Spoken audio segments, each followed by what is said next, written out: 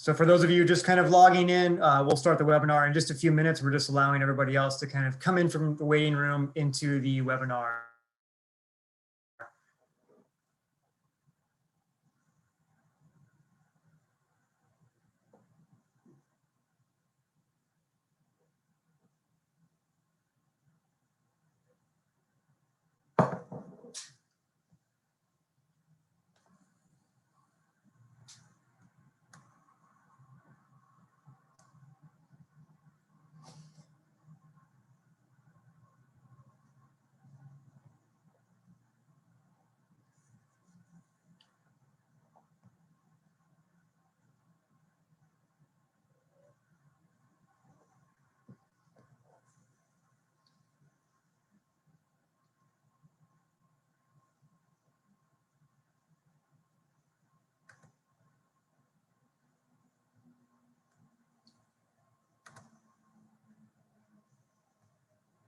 Looks like there's a couple more people trailing in, so we're going to give it 1 extra minute there for people to get in, and then we will get started with this presentation.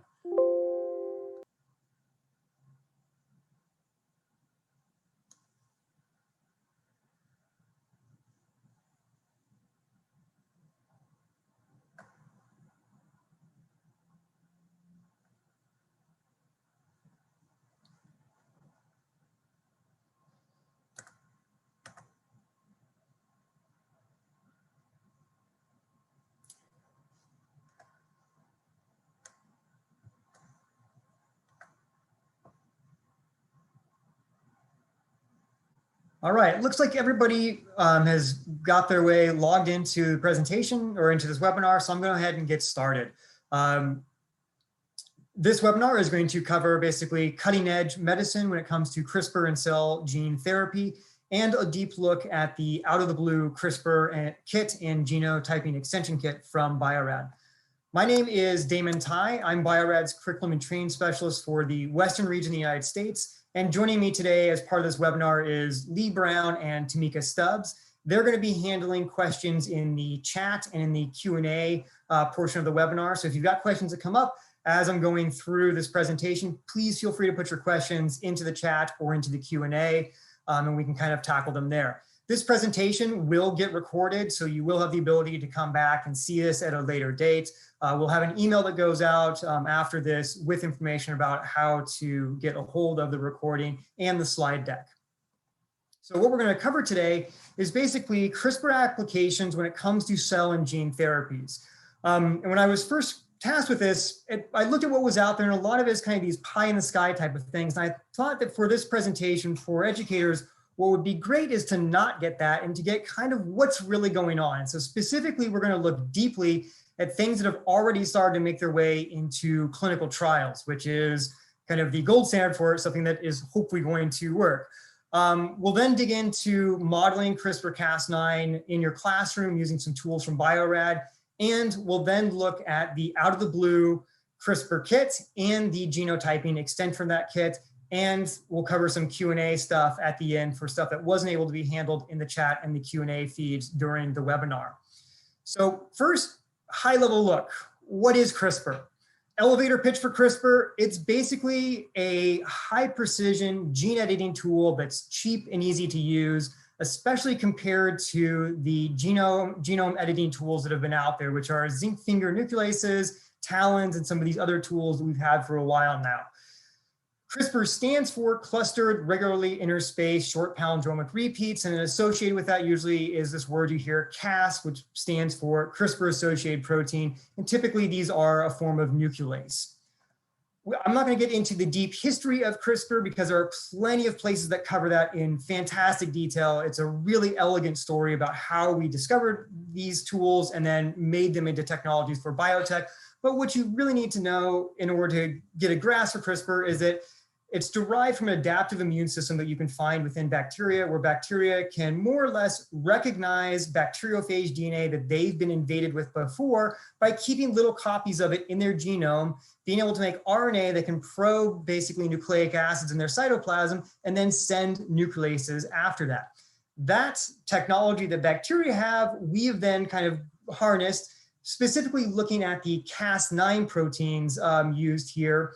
And humans have taken this technology now and made it into a really easy to use genome editing tool where we can basically program a little piece of RNA, a little 20 base pair set, to then go find discrete locations in nucleic acids and then send nucleases after them to cut. Usually when you hear about CRISPR and kind of like pop culture use, it's not just describing the cutting effect, which is really what CRISPR is if you think about the biology of it, but it also describes the overall edit. So once you've cut something, you can edit it by allowing it to either basically resolve the cut on its own through non-homologous injoining, which usually introduces mutations, either mainly deletions, occasionally inserts, or you can actually decide to put something into that place that you cut using homology directed repair. So if we've got this genome editing tool, what are good diseases to go after with it? Well-characterized diseases make it a lot easier because you know what you're doing when you go in there, and ones that have single changes in the DNA can lead to changes in the disease state. So these tend to be things like single nucleotide polymorphisms, and many of these you guys cover in courses you teach. These are things like cystic fibrosis, like sickle cell anemia, but you could also go after things that aren't SNPs, things like promoters, other locations in the genome where small modifications have big effects on the disease state. And then the other thing to consider there for what makes a good disease target is you want something with a tissue that you can easily get at and modify using your genome editing tools. Within looking at the things that we could edit, there's kind of two grand categories, and we're going to focus in on one of them. And it's mainly because the other one, the germline side of things, editing there is still ripe with bioethical concerns and long-term effects that we don't have as much knowledge about their outcomes. Because if you modify a germline cell, you're not only modifying the disease state for, say, that infant, but all of their progeny. Where somatic modifications are not as fraught with bioethical considerations. And so this is where most of academia and industry are spending their time, is looking at using CRISPR in gene and cell therapies for somatic cells. Underneath the house of somatic cells, there's kind of two main groups to look at. We basically have in vivo therapies and ex vivo therapies. In vivo therapies is the type of therapy that everybody imagines when you tell them about gene therapies. They're like, oh, so you can inject something in and it's going to solve this problem in this tissue. And those ones are great. That's what we ultimately want to get towards for a lot of this. But those, to be honest, are some of the harder ones right now because you've got to deal with the complexities of the body. So a way to sidestep that are these ex vivo ones where you can remove tissue that you want to work on, modify it outside of the body in a lab space, be able to do kinds of quality control on it, like and bioinformatic looks at it, and then supplant that back into the patient. There's kind of two flavors of this, more or less. There is more, the ones that are being looked at are mainly autologous at this point. So you're taking it directly from the patient, you're modifying it and putting their cells back in them. And then there's another one to be aware of that will come later on down the road, which are these allogenic ones, where people are looking at making universal cells that could then go into any person, but they wouldn't be the same genome as that person. And there's manufacturing reasons for that and speed of therapy reasons that people are looking at those. But for the most part, what we're going to focus in on are these somatic genes and cell therapies that are ex vivo for the most part and autologous. So the first one to look at is one that you guys already cover a lot in most of your courses, which is sickle cell, right? Well described disease. It's also a SNP, right? So you've got a single nucleotide polymorphism in the hemoglobin beta gene, which more or less changes glutamic acid to valine. So you go from having a super hydrophilic amino acid to a very hydrophobic one, which then changes the interaction of this protein in the tetramer. So instead of having these nice kind of globular round tetramers made between hemoglobin beta and alpha, what you get are these kind of misformed beta globins that then not only stick to the alpha, but they can also stick to other betas. And these end up causing these kind of polymerization events where you get these long strands that ultimately deform red blood cells. So they're no longer these kind of nice, donut shapes anymore, but they end up with this sickle cell shape. And they also aren't as good at holding on to oxygen. So this is an obvious one for gene and cell therapies because you could potentially go in, modify that SNP, and then recover yourself from the disease state. In fact, it's so much so, one that you guys have already taught, that in Bio-Rad's Out of the Blue kit, we actually have this as part of our capstone study in the back of the lab manual. So students are given the sequence for where that SNP location is, and they're asked to, based upon their knowledge of how CRISPR Cas9 works, design a therapy. Basically, how would you go in, cut around this, and then modify this base to recover somebody that has this disease? And that's at the very kind of theoretical level. And of course, they need to go in there at some point, get stem cells out of the bone marrow, modify those, make sure the modifications took place, then implant them. And so whenever I hear about people talking about doing gene cell therapy for sickle cell, this is of course what my brain goes to because this would be the easiest. However, it's really interesting when you start digging into what's going on in this field, the things that have hit basically clinical trials. And actually we've had 2 patients in 2021 now that have made their way through a phase 1 clinical trial to resolve sickle cell. They do it in a way I wouldn't have expected that leans upon the etiology of how the disease comes online. And it actually gives you the ability to not only solve sickle cell, but also beta thalassemia. So both of these diseases, if you look at the way they progress, these symptoms don't really start showing up until about 3 months after birth. And why is that? That's because you're switching over from producing fetal hemoglobin to your adult version of hemoglobin. And so the strategy that this technology is taking, and this is taking place at 2 hospitals in Tennessee, and it's being facilitated by 2 pharmaceutical companies out of Massachusetts. What they're doing, instead of going in and trying to render the SNP, is saying, well, what happens if we could just keep that fetal hemoglobin around instead of going after that SNP? Because then we could actually solve a lot of these other diseases with this same drug. So what they're doing is they're basically doing a delivery of Cas9 with a guide RNA that goes after the transcription factor that is a repressor on fetal hemoglobin production. So if you can go and you can basically knock up that enhancer, you will no longer get repression of fetal hemoglobin, which means that you can start producing cells again that will make the fetal hemoglobin, which then can supplant the malformed hemoglobin from beta thalassemia or from sickle cell.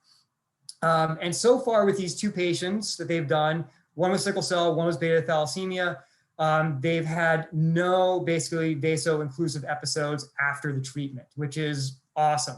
And it gets into how sometimes what we imagine how the technology will be used isn't always how it gets facilitated. And it's really cool here because this is working on an enhancer system. So you get to talk about basically expression and how that is a really big part of the way we think about doing cell and gene therapies. I want to dig into a little bit of what the patient view of this looks like and what the lab view of this looks like, because I think it's always good to be able to put ourselves in the point of view of what this is like for the patient. And for those of you that are very skill-based teachers, when we get into the lab view, it gives you an idea of the other technologies that surround this that people need to understand and utilize in order to bring these technologies, these therapies to fruition.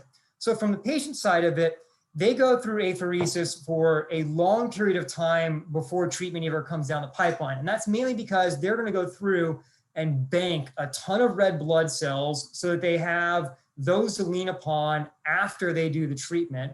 Because remember, after the treatment, they're going to go through a long phase where they don't have basically blood cells being produced. And that's mainly because to get into the treatment, what you want to be able to do is get rid of those bone marrow cells right now that are producing basically the disease state.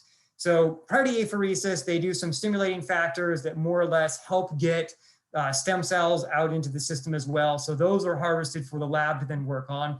The patient then goes through myeloablation using a drug basically clears out a good portion of the bone marrow, and then they get their infusion of the drug, the CTX1 infusion. And this basically then becomes a graft of these modified cells that will go and then repopulate the bone marrow. After this, though, because you've had that myeloablation, you don't have the ability to produce blood cells for quite a period of time. And I think with these patients, it took them 19 and 30 days before they could get off of having transfusions. And so for a good chunk of time afterwards, they are then having transfusions until the graft completely takes, and then things kind of start to kind of reset, and they can see whether or not this worked or not. From a lab point of view, what's going on is they're taking the stem cells from apheresis and they're combining them with a manufactured product, which is basically the Cas9 and the guide RNA that's going after that transcription factor. And they will move that into the stem cells using electroporation. So you basically mix these guys together, shock the crap out of them to get them inside the cell. The Cas9 is present, the guide RNA is there that will direct the Cas9 to that transcription factor enhancer. It'll go through, it'll modify that. And now all of a sudden, these cells or progenitors from these will be able to have basically fetal hemoglobin produced. Those go into cold storage because you can't give them to the patient right away because you want to make sure that the edits were whole, they were complete, and that the cells were in good shape. And so this then starts kind of a QC process. So some of the cells will go through flow cytometry to look for viability, et cetera. And a good portion of the cells will be pulled out to do basically DNA sequencing and bioinformatics to make sure, did the edit take place where we were expecting it to take place, and were there no off-target cuts? Once you've cleared all that QC, then that drug is ready to be bagged up and given to the patient for the infusion to then start the graft. So it's a very kind of, it's a long kind of process for both teams at this. And this is for those autologous types of ones we're using the patient's cells. So for those ones they want to do allogenic, this is the reason you might want to do allogenic, is it cuts out all of these steps because people could make a series of cells that you could give to anybody that are universal, that basically minimize diagnosis to then treatment. Another ex vivo that you guys should be very aware of that will benefit greatly from CRISPR Cas9 are CAR T therapies. And the elevator pitch for CAR T therapy is basically you're reprogramming T cells to recognize antigens from specific cancers. So that way you can basically focus the patient's immune system at attacking that cancer. CAR stands for the chimeric antigen receptor, and it's basically a synthetic construct that goes into these T cells that then allow you to target them at specific antigens and cause downstream effects with the immune system. It's going to take a very similar route as far as the patient goes and the lab goes to our previous process we looked at for sickle cell and beta thalassemia, where you're going to harvest cells out of the patient. You will then modify those cells, proliferate those cells, do QC of those cells, and then basically transfuse them back in as a graft.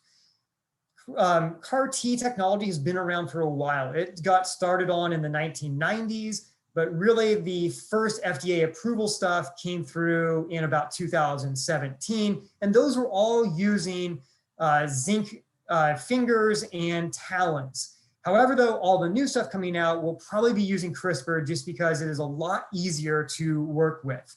In fact, right now in clinical trials, I think it was 5 clinical trials I saw that have CRISPR Cas9 being used as the fundamental editing technique for the CAR T cells.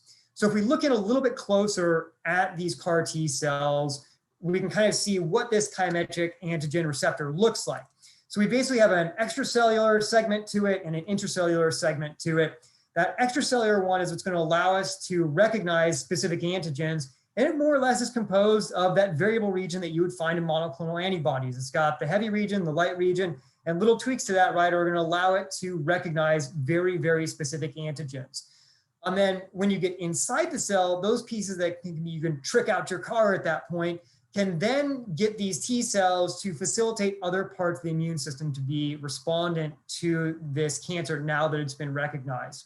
So you can basically activate cytotoxic T cells, you can bring in helper T cells, and then a lot of these other things that have been tricked out over the couple of years are different ways to stimulate the immune systems through interleukins, et cetera. And this easily takes up like a full semester course understanding all of the ways that these can be manipulated. These predominantly have been done in with zinc fingers and talons, but CRISPR is going to really accelerate this. And this is a technology to really keep your eye on going forward. The first in vivo one that I can find a good clinical trial for you guys is this one for Leber congenital amaurosis, specifically the LCA10 version of this. So for those of you guys that watch, gene therapy all the time, you might remember that the first gene therapy ever approved by the FDA was a Leber congenital amaurosis, but it was a slightly different mutation that led to it. So building upon that, people are now working with this one that uses CRISPR. This disease is an inherited retinal dystrophy based upon a recessive gene. It has severe visual impairment with early onset. And in this specific one, in LCA10, what's going on is you have a SNP in the CEP290 gene, which is involved basically in the cilium interface between the inter and exter segments of the photoreceptors.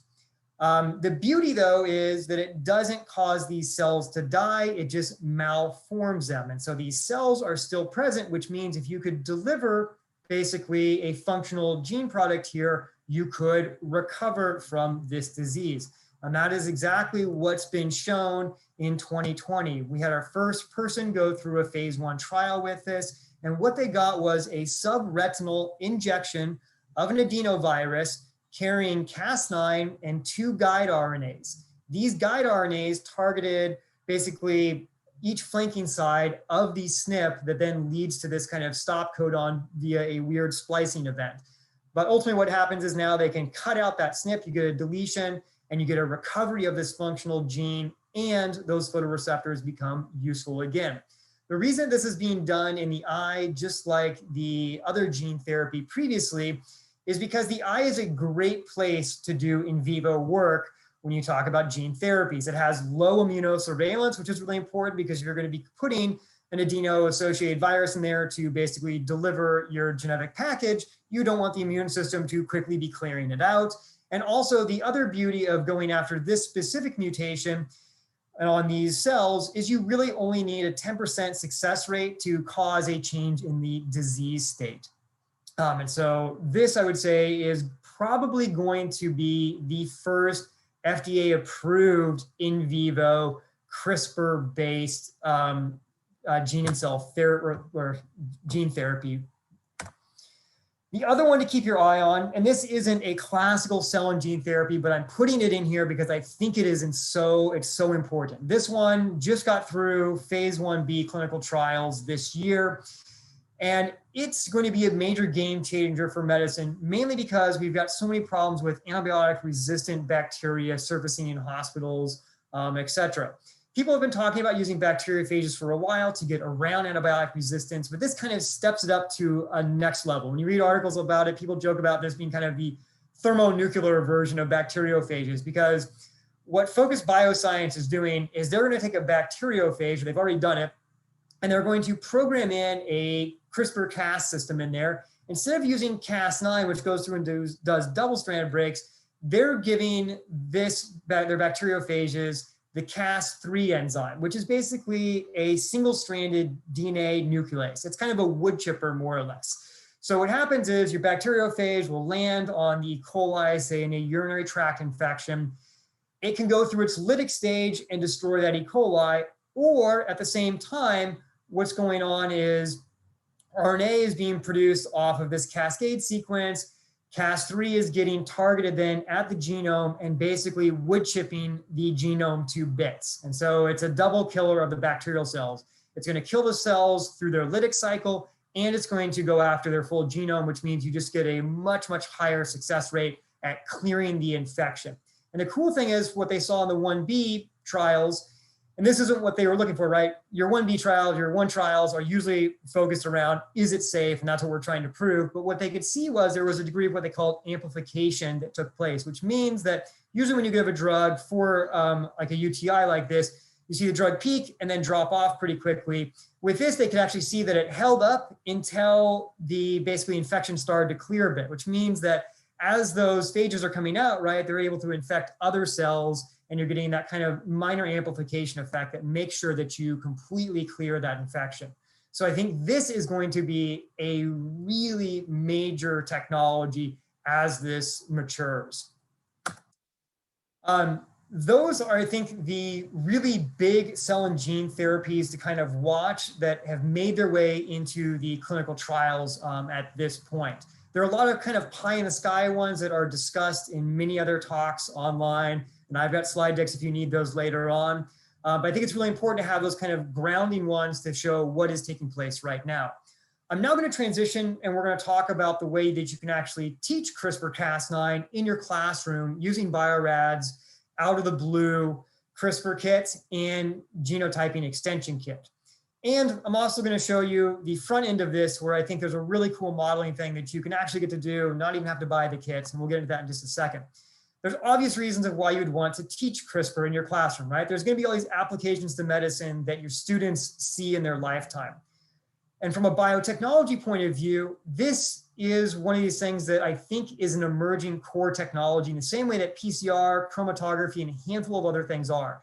If students can understand this technology inside and out, they are going to easily be able to scaffold their knowledge about any of the technologies that develop off of this technology. And we're already seeing this with CRISPR, right? It really only entered the system in kind of, 2012 or so, and just the different directions it's gone since then has been all over the place, in the same way that PCR did that, in the same way that chromatography did that. So this is a system you really want your students to know inside and out, because it will allow them to mentally access all these other technologies that will be based upon it.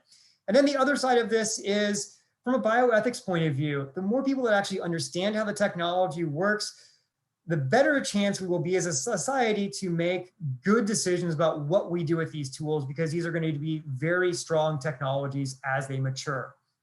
So the easiest way to, I think, get your students access to thinking about how this technology works at a mechanistic level is through this paper model system that Bio-Rad developed. And so you can actually download this off of our website. If you just go to biorad.com/teachCRISPR, you can pull this out of it. It's in our manual for the out of the blue kit. And what I'm going to do is I'm going to do a quick pass over how the model works. I'm not going to spend the time to have you guys actually step through it all the way, but I just want you to be aware of what's there, because it is a really great way to introduce this to students, even if you're not in the classroom yet and you don't have the chance to do the hands-on stuff. So the core of this there basically are cutouts that students get to use, where they can mechanistically step through how CRISPR works. So that boils down to, you've got your Cas9 enzyme, you've got a guide RNA, and you've got a strand of, say, a chromosome that you want to edit. And what students are going to do is they're going to learn how CRISPR Cas9 edits this. In a nutshell, the guide RNA has a 20-mer unit in it, so 20 nucleotides that can recognize nucleotides in a strand of DNA that are next to what we call a PAM, a protospacer. And so what will take place is they will go through and use this guide RNA to basically find a sequence next to one of these protospacer adjacent motifs, and then know that the Cas9 can then cut there. So what this looks like is this. Cas9 will basically dock a signal guide RNA into its cleft. It can then go through and interpret any sort of DNA that's hanging around to find basically those PAM regions, and then compare the 20-mer next to it to see if it fits that RNA. If it fits, it can then initiate a double-stranded break in there. And so students can step through this using these modeling systems. So using their paper cutouts, they can take their Cas9, they can dock the guide RNA into it, and then in that open space there, they can basically take that chromosomal genomic DNA and filter it through and look for where Pam sequences are, and then compare against the guide sequence that they see in the RNA to see if that matches up with the DNA sequence in the strand. And what they can do is they can compare those. If it doesn't fit, they slide it further along. Oh, that one doesn't fit. I'll keep sliding. Oh, there's one that fits. This then initiates Cas9 to do its nuclease activity. Boom. Now my strand can cut, and now I've disrupted that gene. And this is exactly what the bacterial immune systems are doing, right? They're doing surveillance all the time of their cytoplasm to make sure that none of these sequences from a former bacteriophage get to enter and hang out. They get cut immediately. Part of this modeling system also goes to the mathematical modeling of CRISPR. You've got a 20-mer, which is really important that it's actually 20 base pairs long, because this gives you a high statistical probability that when you find something, it is novel in the size of large genomes like the human.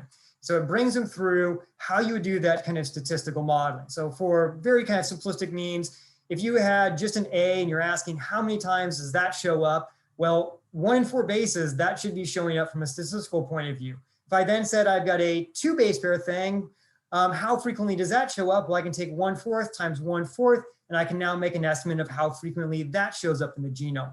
Once you get up to 20 nucleotides, this becomes an event that is very rare in something the size of the human genome.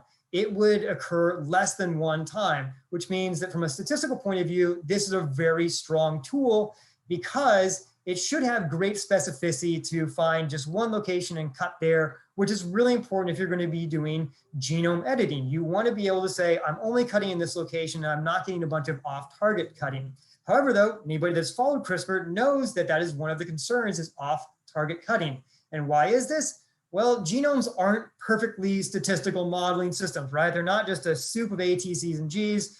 There's a degree of structure there. And so more complex models that use this kind of statistical underfooting, but then also what we know about overall structure of the genomes, help us make and program better 20-mers that we can use to then cut in locations that we want to minimize the number of off-target cutting events. There are also other tweaks that are going to Cas systems to also make them more specific. Students can also, with this system, go through and learn what it's like to design a guide RNA. So they are given a strand of DNA. They're asked to then design what would your guide RNA need to look like. You need to make sure that it's close to a Pam, so they find a Pam sequence and then interpret which bases they would need there in their RNA to be able to probe the genome, find, and then cut there. When we talk about CRISPR in kind of pop culture, most everybody also is talking about not only the cut, but also a repair of some sort. Remember, there's kind of 2 flavors of repairs that can take place. You can cut, let the cell repair it, which is known as non-homologous enjoining, where you can get an insertion or a deletion, or you can use homology-directed repair to very precisely put in a sequence of DNA that you want in that cut site. And so we have students step through what it's like to do homology-directed repair in the model system. And so they basically take their cut piece of DNA that they generated in the first portion of the model, and what they'll do is then generate what the donor DNA has to look like for a homology-directed repair. So they've got to figure out what those little wing segments look like, so that way the cell can grab that and try to use that to repair that double-stranded break with. The reason we have them model this is because ultimately this is also what the kit is going to use. It's going to use a form of homology-directed repair to make sure we get a nice, precise cut into our target gene. I'm going to back out from the gene and cell therapy just briefly, just to highlight one thing about CRISPR, because I think it gets easily glossed over because there's so many bright and shiny things going on with the medicine and with what we might do with it that people forget about the basic science where this is actually a huge tool. So a lot of the way that we understand how genes work is by basically messing them up and looking at them, right? Knockout studies. And so CRISPR is going to be an essential tool in basic science for exactly this reason, because it has a high precision of being able to knock out a gene in very specific ways, and it's cheap and easy to use, unlike a lot of the ways that we've knocked out genes historically. And there are just a ton of cool studies out there that you can find online that have really good demonstrations of this. One of my favorites is actually out of UC Berkeley, where they use CRISPR to knock out genes involved in wing pattern formation in butterflies. And some of the visuals out of there are just stunning. But we've done this for ages in rat and mice studies. And so these 2 mice here are a great example of that, where what's been modified is basically a gene coat protein, and a single knockout changes very quickly what that phenotype looks like. So CRISPR gets used and will get used a lot for us in basic science by just doing knockouts. which is important to know because the out of the blue CRISPR kit kind of does that for them. What students are going to learn to do is knock out a very specific gene, see a very obvious phenotype at the end of it. But they're going to do this in a highly controlled way, which I think is really, really important when we talk about teaching students about CRISPR, because the hands-on techniques they do may look like other things they've done before, and it's really in the use of appropriate controls that they can ascertain that what they've actually done is use CRISPR to modify that gene. So actually on the visuals there, for those of you guys that have played around with E. coli before, this might be a very familiar system to you. You see blue E. coli there on the left and white ones on the right. So ultimately what we're going to do is we're going to use E. coli with a blue-white kind of screening pattern to them. So we've got a functional LAC-Z gene that we're going to have students use CRISPR Cas9 and homology-directed repair to knock out that functional LAC-Z gene, which will more or less give you this white phenotype. The reason that Bio-Rad, of course, is going to use homology-directed repair instead of non-homologous indjoining is we want this to be super obvious to your students what happened. Non-homology indjoining does work, but you would have a lot more what-ifs going on based upon the way that the DNA gets stitched back together. You might get a deletion, you might get an insertion, it might not, and so your cells might just look the same after being cut with CRISPR-Cas9. So the homology-directed repair really gives them the really big, obvious, oh, that took place, that gene has been modified by CRISPR. So ultimately, they're taking a single guide RNA that is targeted towards LAC-Z. It will do a double-stranded break, and what they'll do with homology-directed repair is they are going to insert a stop codon, which nothing destroys a gene product like dropping a stop codon in the middle of it. The important thing, though, about this entire system is the use of appropriate controls, because students have worked with bacteria before. They've done bacterial transformations where they see phenotypic expression from at the end. And so the controls are really important in showing them that what they've done is CRISPR facilitated and not something else. So for this system, things to be aware of is that in E. coli, if you have a double-stranded break facilitated by something like CRISPR, it is lethal unless it gets repaired right away. Also, Cas9 in the cells that you are going to work with in this kit is being expressed all of the time. And we've got repair machinery that we've outfitted these cells with that can be turned on or off using an arabinose control. So kind of those 3 points allow you to set up a really nice set of controls that shows students that they are obviously modifying the gene using CRISPR-Cas9, and this isn't some other sort of sorcery. They're going to use 2 plasmids for this lab experience. They're going to use one plasmid that has the donor DNA on it that has that stop codon in there, and a single guide RNA that will direct Cas9 to the LAC-Z gene. And they'll have another plasmid that they'll work with that just has the donor DNA. It doesn't have the guide RNA, so it won't be able to direct Cas9 to the LAC-Z gene to do the cutting. Ultimately, what the workflow for this looks like is this. And I'm going to kind of break this down, and we'll step through this in a couple of different slides just to reinforce what's going on here. So they're going to start off with 2 starter plates. One is a set of bacteria that is blue and has their repair system turned off. So it doesn't have a arabinose in the plate, so the repair system is turned off.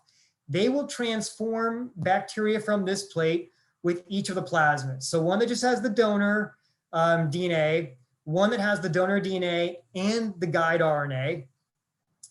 And what will take place for those is the one that just has the donor DNA, the LAC-Z gene won't get cut because the guide RNA isn't there. And so you basically end up with no modification. So your cells, when you replate them, are going to look like just the ones you started with. They will be blue.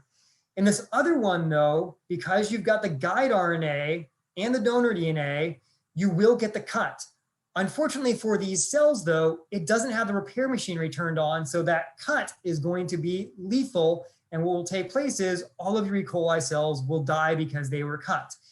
In the second set of plates, Students are going to start with E. coli that has a repair mechanism turned on because that plate has a rhabinose in it, and they'll get the same series of plasmids. So they'll get the one with the donor, right?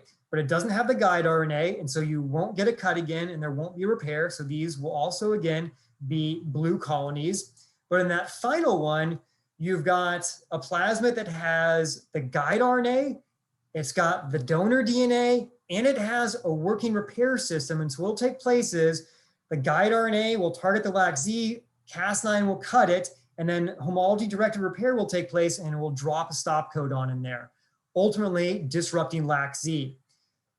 And what will take place is those cells now will no longer produce the LAC-Z gene product, which will no longer be able to work upon XGAL, and these will be white colonies.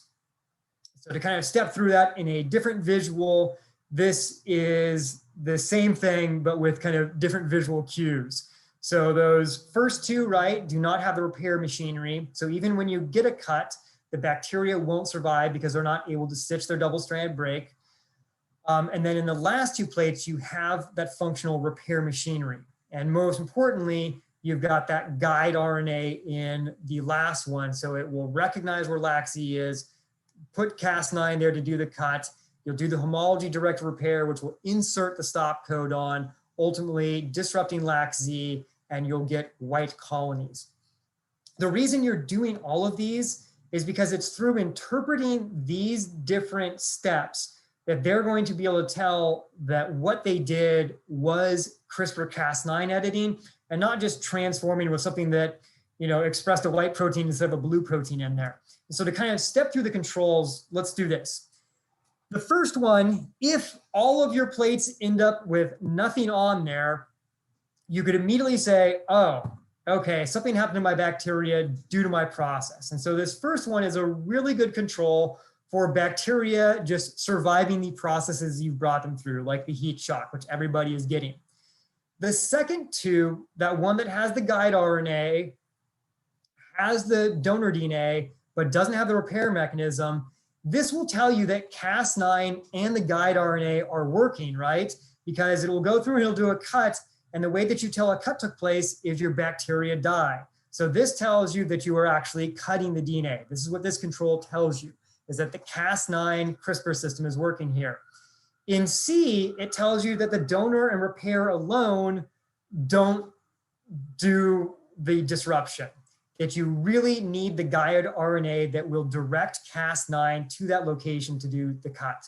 And then D, of course, is the one that's got all of the parts in there, and you see the output of a CRISPR Cas9 system working, which is a disruption of the LAC-Z gene, producing white colonies. And ultimately what that looks like is like this in your classroom. And the cool thing is, we launched this kit a little over a year ago, but because of, you know, the global state of things, people are just getting now into their classrooms and using this. And the number of people that have shared their results with me in the last couple of weeks has been awesome. And I love getting to see their plates. And the majority of them look just like this, just what we intended. So it's a really obvious system for students to interpret what took place, but really leaning upon what those controls mean, I think is the really meaningful part here that allows them to see that what they've done is actually CRISPR Cas9 modification of the LAC-Z gene.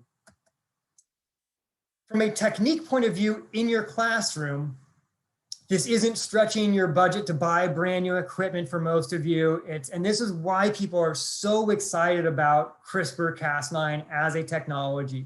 And that's because it requires very little to make it take place. You basically need to figure out how to get your genetic material that's expressing Cas9 and your donor DNA into cells.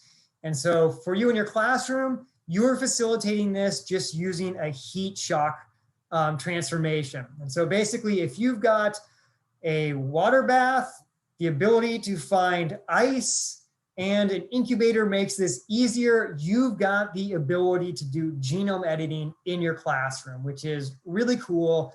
And it shows you the power of this technology and why this is such a game changer. Because a lot of these other technologies have been used historically to do genome editing, take a lot more automation, a lot more expensive tools, et cetera.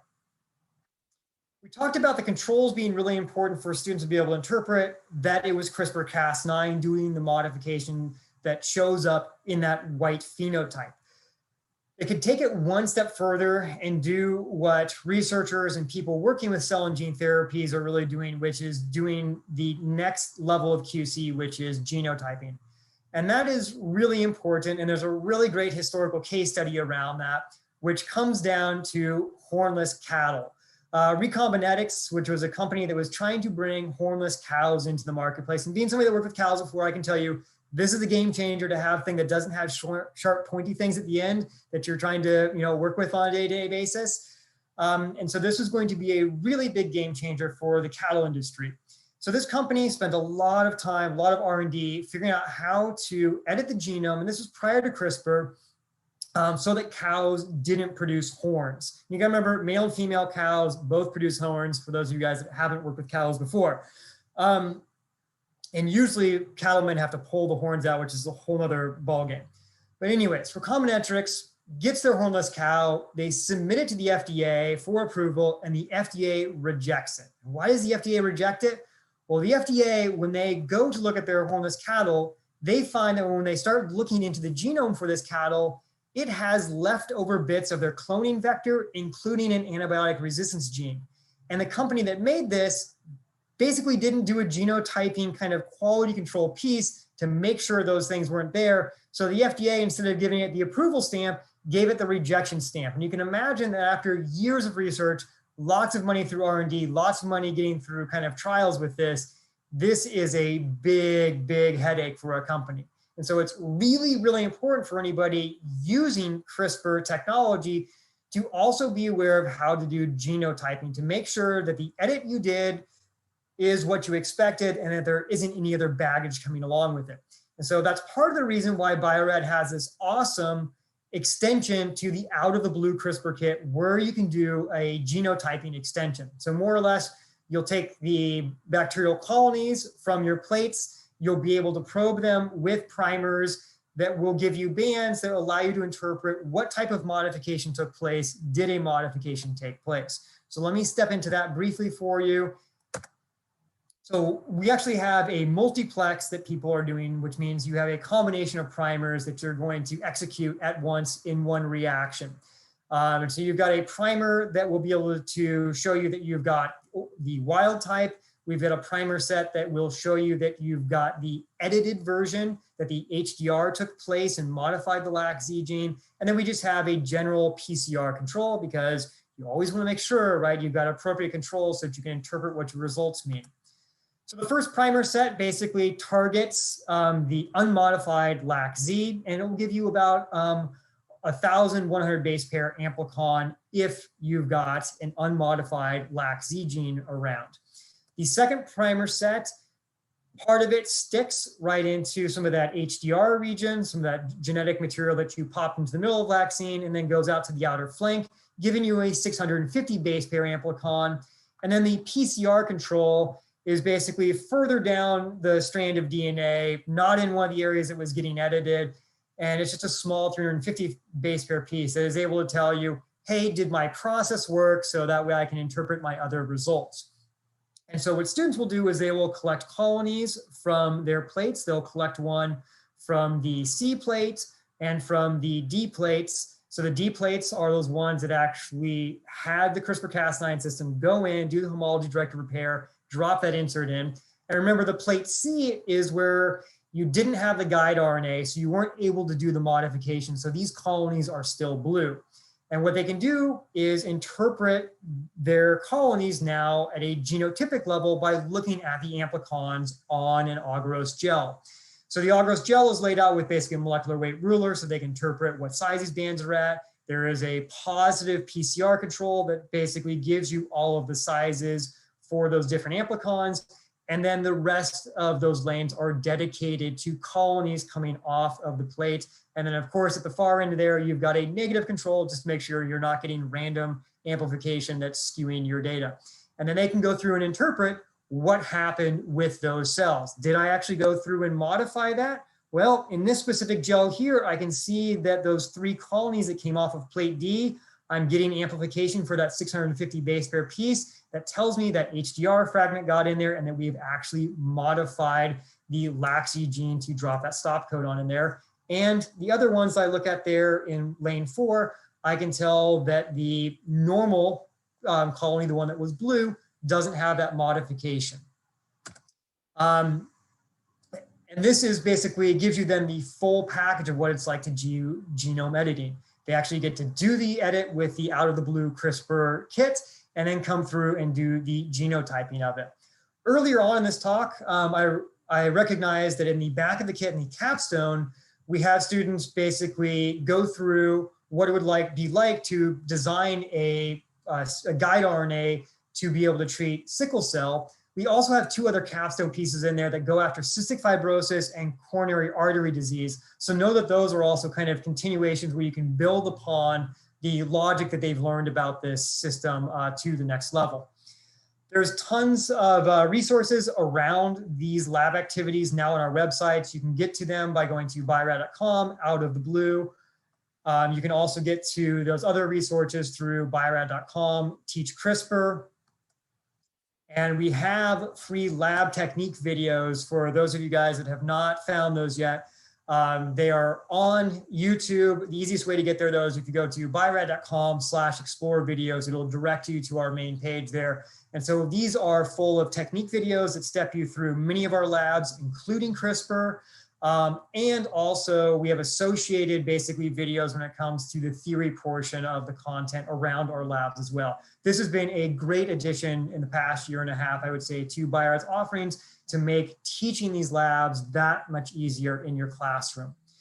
One thing to be aware of just for the genotyping portion of the lab, we have 2 different ways that you can do staining with from Biorad. We have the traditional fast blast where you don't need a UV transilluminator to be able to see bands. It stains them, you destain the gel, and you can see basically blue marks there with white light.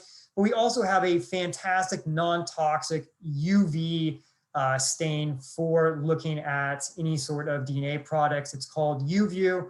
High sensitivity, easy to work with, non-toxic, and it basically replaces your loading dye as well as your normal stain. So it actually takes out 2 steps and gives you the benefit of increased sensitivity. For these kits, they are widely available on our websites. You can order them in different fashions. You can order them clumped together individually. And then of course, we have refills for these. So once you've made your way through the kit the first time, you're like, you know what I really need is I just need the reagents to be able to run the stuff because I've got everything else under my belt. You can now just pick up the refills for these kits and then run these. We have tons of other resources on our website at biorad.com/classroom resources. And of course, if you ever need help with anything, I'm there, Tamika Lee are there, Aaron is there. And you can get to us through biorad.com/explorerhelp. There's a general email address there you can ask questions to. We can respond and tweak things to whatever you need in order to help support you teaching these things in your classroom. With that, I'm going to stop the screen share and we'll go into any of the Q&A that's come up that Lee and Tamika have been managing to see if there's any major questions that we should talk about. Damon, we've had a couple of questions at the very beginning regarding the fetal blood cells. And so I'm just going to read 3 of them because they're kind of all getting at the same question. Yep. And I don't know the answer, so I'm hoping you do. If not, we will get the answer to you guys. So Rebecca asked, why do we normally switch from fetal to adult blood cells? And then Brenda asked, are there problems with switching to fetal hemoglobin?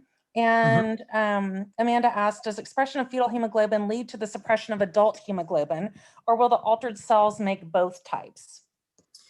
So let me see, the easiest way to wind my way through those is you switch from fetal hemoglobin to adult hemoglobin just because your access to oxygen is very different once you're outside of mom, right? And so the adult one, I think fetal is much strong, has a different binding capacity for oxygen and carbon dioxide than adult does. From what they've seen in the animal models, where they did this in mice first, and they did this in a non-human primate, they don't see any negative effects from switching to the fetal hemoglobin for the rescues. And what was the last question? The last question was, does expression of fetal hemoglobin lead to the suppression of adult hemoglobin, or will the altered cells make both types? So the altered cells are predominantly, well, they will make both types, but the fetal Hello, my name is hemoglobin Lee basically Brown, becomes and I'm a a strong enough player that it's overcoming the disease state. You have to remember also that you have myeloablated majority of the bone marrow too, and so the major stock of cells that were just producing adult hemoglobin in the disease state have also been kind of cleared out. And then we have one more question. Do you know Yep. the effect of this woman who got this change? Oh, hold on. Do you know the effect of this if a woman got this change and then got pregnant? How would this affect her fetus? That's a really good question. I don't know that. One thing to be aware of is when we do the follow-up email to this, you'll get access to the slide deck. And in the slide deck, in the notes, I've detailed out all the papers that I've pulled the information from, so you guys can also kind of do deeper dives from those as well. But as far as I know, I didn't see that concern addressed. I don't think in any of the animal models, but I would have to go back and look, to be honest.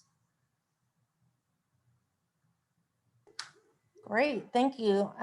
There's a lot of questions about the resources on our website, and I know Ian's putting some of that in the chat. So just a reminder to check the chat for free resources like the paper model, bioinformatics, and we'll also put the link to the kit in the chat as well, so you can, find that there. Awesome. I saw one other question come up there that I didn't answer about the kits, which is that Bio-Rad's kits, the majority of them, including this one, that it's guaranteed for a year as long as you store it, as it says on the reagent packages when you get them. The only two kits of Bio-Rads that don't have that same length of 1 year are the ones where we've got live organisms in there, like the algae kit and the C. elegans kit.